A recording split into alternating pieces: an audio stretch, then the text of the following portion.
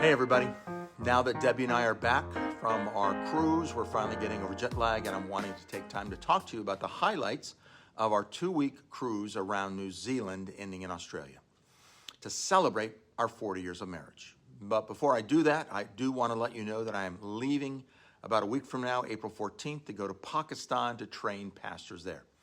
This will be a spiritual battle, and I would really appreciate it if I had people fasting each day and praying while I'm there. If you could be one of those people fasting, please sign up for what day you can. Now that that's out of the way, let me tell you why we went on this trip. Over 30 years ago, I went to New Zealand to speak, and I've always told Debbie that it was my most favorite country of the whole world. She's always wanted to go there, so we wondered what we would do to celebrate our 40th anniversary. When we did that, she said, I want to go to New Zealand and see the beauty. So that's what we decided to do. We thought about flying there and renting a car, but we would have to pack, unpack, pack, unpack, pack, unpack. You get the idea. And so someone said, why not cruise? You only have to unpack once, and you still get to go to the ports and see New Zealand. And that's what sold us. By the grace of God, someone gave us some money for the trip, and we cashed in frequent flyers to get there, so it was a fairly inexpensive trip for us. So here are my top 10 highlights of the trip. Debbie will give you hers in a while. Number 1, the boat itself was amazing. Not only was it big, but every aspect of it was polished and shining. In fact, you could see the staff shining the rails every day. Here is our room. And the service there was incredible. Twice a day they'd come in, first making your beds in the morning and then turning your beds down in the evening. And at the meals, we adopted one of our servers whose name was Putu. And there was always something to do, like line dancing, ping pong tournaments, and they had a huge gym that you could work out in. Number 2, the food was incredible. We could either do fine dining below with white tablecloth napkins in your lap, or you could go above and eat from one of the 10 serving areas which had food from all over the world. We switched between both. And you could order as many entrees and as many desserts as you wanted. Number 3, every night there was a show. This is the room that it was in.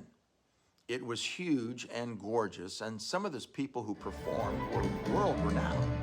This New Zealand woman was incredible on her violin and had played all over Europe and in New York. And these dancers were from Scotland and Ireland. They were as professional as they get. And we had comedians, singers. It was overall, each show was just wonderful. Number 4, the scenery off the boat was incredible as we went in and out of ports.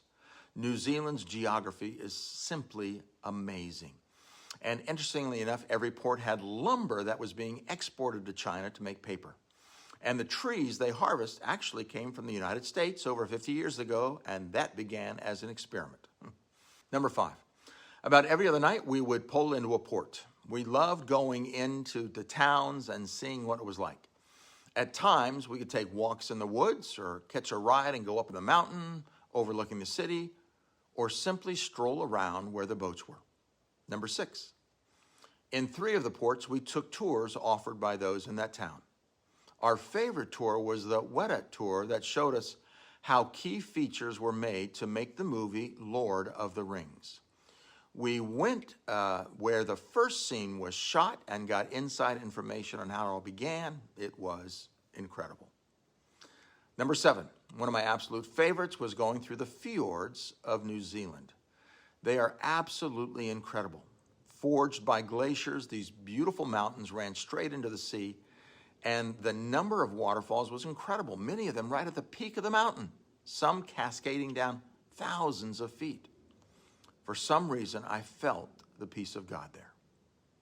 Number 8, one of the reasons we took the cruise ship Holland America was because it offered pickleball.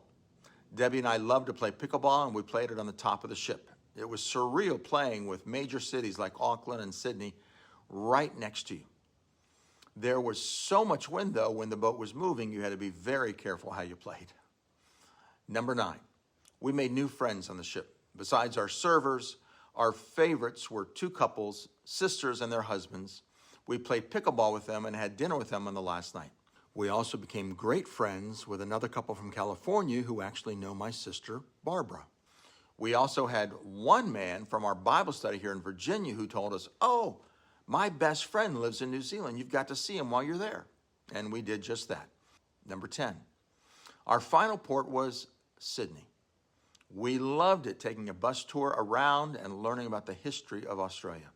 I also loved their avant-garde architecture. We also got to see the iconic Sydney Opera House. But my favorite place was a brand new fish market they had just built. Right on the water, you could buy just about anything there, and the view was fabulous. We ended our tour with dinner right on the harbor in Sydney, which was beautiful. Well, those are my top 10 highlights. 3 quick things to note. In New Zealand, there are 6.5 million people, but there are 36 million sheep. Each day on the elevator while you're on the boat, they change the rugs to show you the day of the week. We realized it was desperately needed. Every day ran into the other. And the 2 couples we became very close to were taking a 50-day cruise, traveling from Auckland all the way back to Seattle. And on days when our ship was going through rough weather, it was fun to watch the pool inside the ship. It was quite a scene. And Debbie and I also found out kind of like what it was like to be drunk, as we had a hard time walking when the ship was rocking back and forth. We loved taking that cruise so much, we're thinking of taking another one when I turn 70, which is about 2 years from now. We are either thinking of a Mediterranean cruise or an Alaskan cruise. Well, thanks for listening this long, and thanks for your prayers and financial support to keep this ministry going. Lives are being changed. Again, I head to Pakistan on the 14th. More on that will be coming later.